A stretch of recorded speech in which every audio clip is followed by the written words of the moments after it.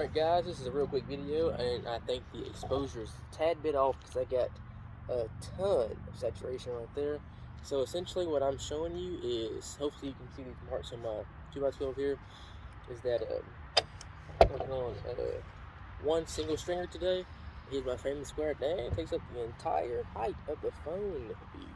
Essentially what I marked was, I know, Jesus Christ, I know that my run of my stair is 10 inches is what I calculated, essentially 10 inches. So from the corner to here is my 10 inches, but this extra bit that you see my stair gauge on here essentially makes sense for the stair gauge to ride the edge of the 2x12. Same thing for the top, the rise. So from here to here, I know I am 7 7/8, but just like I said, this has to be placed properly to where whenever I line up this framing square on the edge of my 2x12, this rides the edge. The stair gauge has to ride the edge of the 2x12, because otherwise your calculation will be off. You bring it down to your exact point of 7 7/8, your actual stair tread or run, rise, whatever, your rise will be thrown off because it's not going to be on the edge. The 2x12 is rounded just enough to make you mad, okay? So here is a quick example.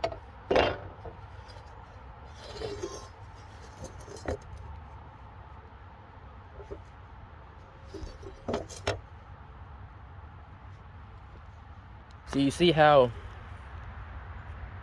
I'm lined up there?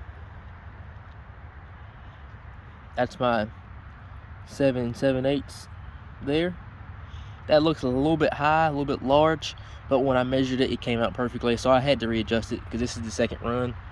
And down here, see from the inside of my corner here to my edge there is my 10 inch. And how I measure and move to my next one is just lined up just a little bit off there. So essentially what I do is, how I know for my next stair tread, came out a little bit, for my next stair tread, I'm hitting the right mark when I lined up my previous rise to my number 12, because the number 12 coincides with the 10 exactly across from it. So that's how I'm able to keep my marking, my layout consistent, because I'm lining up this 12 with the rise before, making me fall on the exact point of 10 there. So I'll move up and show you one. So essentially how I do it, slide it up, slide it up, slide it up, slide it up. Okay, so I'll get there.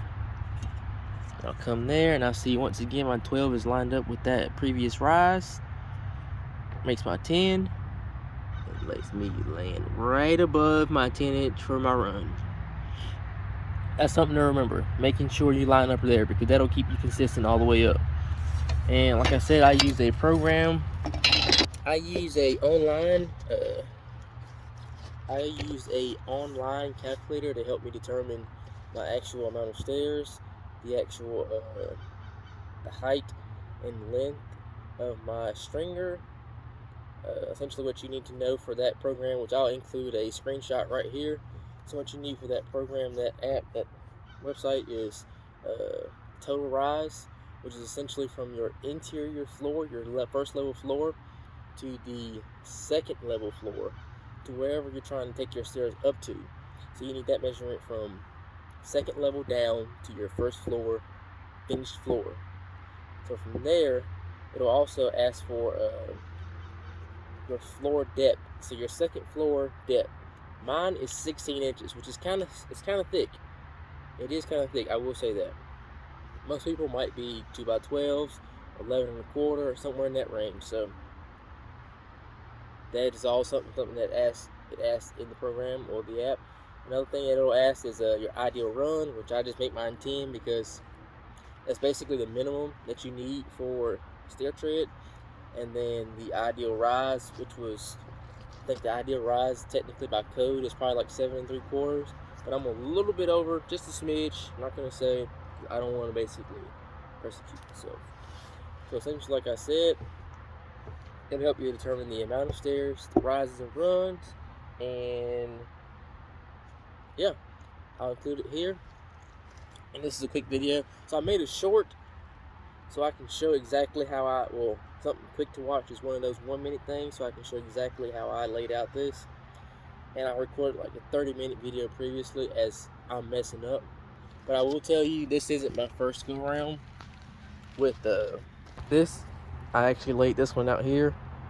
So this is 2 layouts, one on this side, one on this side, and then when I flip this 2x12 over, there's also 1 and 2. So please don't expect me to basically have done this one time and got it right the first time. This is my first, second, third, and fourth screw up. And the best thing about it, once I get this one cut, I'll be able to use this one as my template to remark this one, to where I do not have to have this erased. I can just mark from this onto this, and I can cut from there. I just have to make sure to eat the line when I cut this, since I'm using this one as a template for that one. Okay, eat the line on this one. So yeah, I'll get this marked out, and then hopefully I'll be able to add to this video showing how it'll fit. And once again, that same program will help you determine the distance from this edge that you need to mark, the distance from this edge down that you need to mark for your first stair rise, and also the depth. So basically the concrete will be here, this is the first rise, and this is the first run, and that's all in the program. It literally will mark it out for you depending on how you want to basically lay it out on your 2x12 by 16, or 2x12 by, I don't know if you can get anything greater. This is a 2x12 by 16 because I think this is what they had, and I'm good with it. So like I said, that program, the app, is really helpful.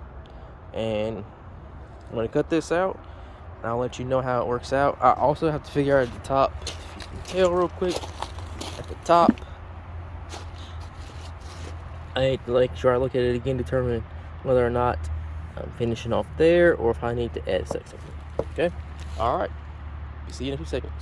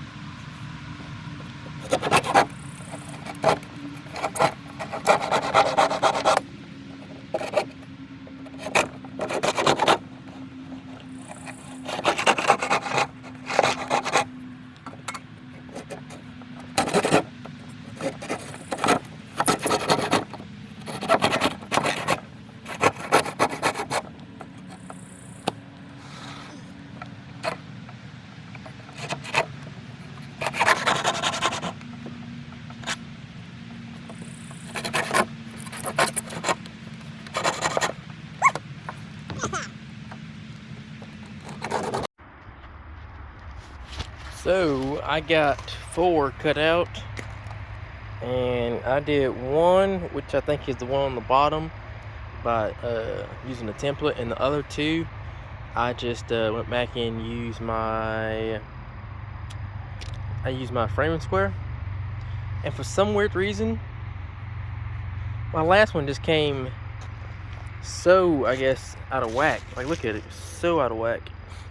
And what I'm thinking is that board might be bowed. It might be just, you know, curved a little bit, and that's gonna hurt me, I think. But what I'm gonna do is